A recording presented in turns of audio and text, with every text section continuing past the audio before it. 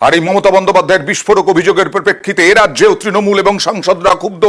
আগামী সোমবার থেকে লাগাতার লোকসভার বাইরে লোকসভার ভেতরে বিক্ষোভ দেখাবেন তৃণমূল সাংসদরা এবং তারপরে বিধানসভাতেও এই প্রসঙ্গ উঠবে এবং দেখা যাক অন্যান্য বিরোধী তারা কি পদক্ষেপ করে।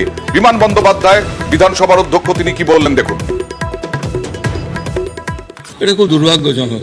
বলতে দেওয়ার তো সবাইকে বলার অধিকার রয়েছে, বলবে ভালো। যে সমালোচনা শুনতে যদি কেউ না পারেন সেটা দুর্ভাগ্যজনক ব্যাপার। তবে নীতি আয়োগের বৈঠকে যখন গেছেন, যখন উনি নীতি আয়োগকে মর্যাদা দিয়েছেন, এই পরিস্থিতিতে তাদের এটা উপলব্ধি করা উচিত ছিল এবং নিশ্চয়ই তাকে বলতে দেওয়ার। আমরা বলি যে house belongs to the opposition, তো অপোজিশনকে বলতে দেবে না নীতি আয়োগ? হতে পারে কোনোদিন? আমি তো বুঝতে পারছি না কি অর্থ। দেখাবো ইনি হচ্ছেন প্রমোটার আরিফ খান। ফোনে ডেকে খুন হয়ে গেলেন। কোথায় কিভাবে দেখতে গেলে